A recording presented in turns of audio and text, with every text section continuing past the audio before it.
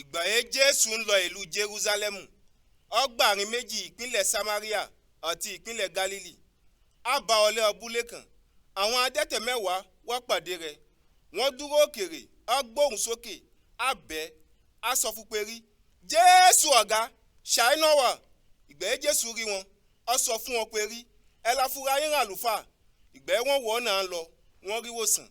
Àmọ́ ìgbòho kan náà wọ́n ṣàkíyèsí pé rí, òun rí wòsàn. Ó padà wádọ̀ fún Jésù, a gbóhùn sókè, a yìn Ọlọ́run. Ó kínẹ̀, a dojúbolẹ̀ ẹ̀gbẹ́ ẹsẹ̀ Jésù, a dúpẹ́ ọwọ́ fún. Ará Samaria lé ọkùnrin náà. Jésù sì dáhùn, a sọ pé rí, ṣé kò jí ènìyàn mẹ́wàá lórí wòsàn? Àwọn mẹ́sàn-án ó kù wọ́n. Kó dé òjì pé rí, àjèjì èté lọ padà wá yìn Ọlọ́run. Èyí náà, Jésù sọ fún ará Samaria náà pé rí, dìde fẹ́ máa lọ, ìgbàgbọ́ ẹ gbà ẹ́ là.